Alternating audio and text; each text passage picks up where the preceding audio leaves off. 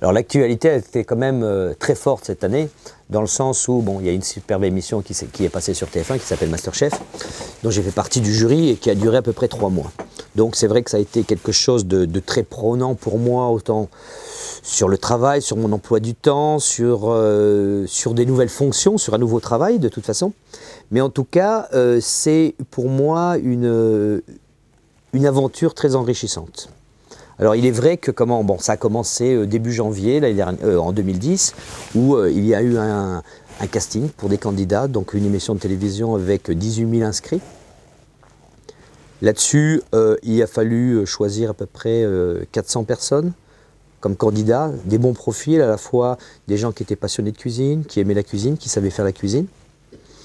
Et puis il y a eu un casting de chef, où là bien sûr TF1 cherchait des profils de cuisiniers à la fois traditionnels, beaucoup plus modernes, des journalistes, pour pouvoir faire cette émission. Alors oui, il y a eu un grand casting avec à peu près 80 chefs de tout horizon, 2, 3, une étoile au guide Michelin.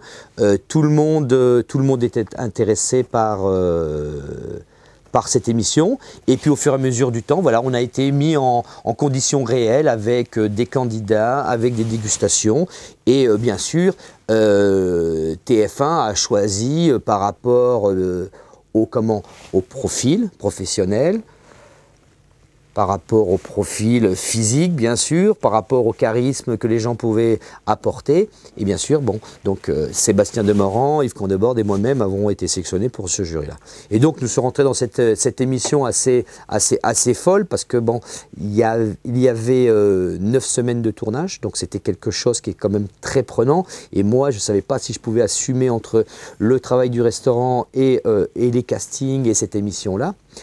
Et ça a été une grosse organisation. Alors oui, ça a été assez bien dans le sens où on n'était pas pris toute la journée, que je pouvais me libérer pour les services. Il est vrai que moi, souvent, le matin à 7 h, et pratiquement tous les jours, j'étais là. Je préparais tout le travail qu'il y avait à faire. J'attendais mes équipes qu'elles arrivent. À 9 h, je partais pour faire les enregistrements. Je revenais vers 13 h, je repartais. Et tous les soirs, à partir de 20 h, j'étais au restaurant pour assumer le service. Et donc, je me suis retrouvé à faire, de 7 h du matin à minuit le soir, tous les jours, pendant toute cette période-là. Mais bon, une aventure très enrichissante, à la fois par la fonctionnalité du travail de tous les jours, par cette nouvelle aventure de faire de la télévision, ce qui n'est pas évident, parce que à la fois, bien sûr, il faut pouvoir parler, pouvoir expliquer, pouvoir transmettre, mais à un certain moment, cette peur qu'on pouvait avoir dès le départ, elle s'est vite estompée, dans le sens où je me suis dit, la simple chose qu'il faut faire à la télévision, c'est ce que tu fais tous les jours avec tes équipes, avec tes cuisiniers. Quand tu parles de cuisine, quand tu expliques un plat, quand tu expliques une recette, quand tu montes, quand tu fais une démonstration, et quand tu analyses un plat, tu le fais tous les jours dans ton restaurant avec tes équipes. Et là, il fallait le faire simplement avec les candidats, sachant que ce n'était pas des professionnels, que c'était des amateurs. Et il fallait peut-être leur expliquer avec une autre façon beaucoup plus facile, avec des mots beaucoup plus faciles. Et comme on avait en face de nous des gens qui savaient faire la cuisine, qui étaient passionnés, ça a été très facile. Et puis après, des gens très demandeurs par rapport à cette aventure. Maintenant, vous savez bien que sur une émission de télévision comme ça, c'est toujours délicat. Qu'est-ce qui peut être dit, qu'est-ce qui peut être fait? Est-ce que ça va être bien perçu à la fois par les téléspectateurs, par la profession? Est-ce que on doit se montrer dans telle position? Mais moi, je vais vous donner 2 exemples qui, pour moi, sont très importantes. Il y a quelques années dans la restauration, 5, pas plus loin, 5 ans. Mais entre 5 et 10 ans, il n'y avait plus de cuisiniers dans les restaurants. On cherchait des cuisiniers partout. On était constamment à vouloir trouver de bons profils et on ne les trouvait pas. Et les écoles hôtelières étaient vides. Ces émissions de télévision sont arrivées. Aujourd'hui, les écoles hôtelières sont pleines. On refuse des jeunes. Les jeunes ont envie de faire ce métier qui est quand même dur, compliqué, qui pourrait être ingrat. On n'a pas de vacances, on n'a pas de week-end.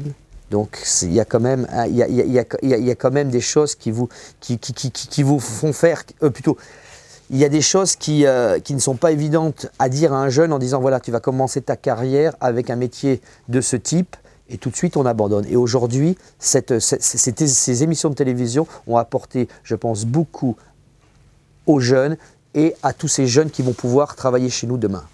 Une autre chose très importante, la malbouffe. On a parlé de malbouffe pendant très longtemps. Les gens ne se font plus à manger, ne cuisinent plus, ne savent plus faire, n'ont pas envie.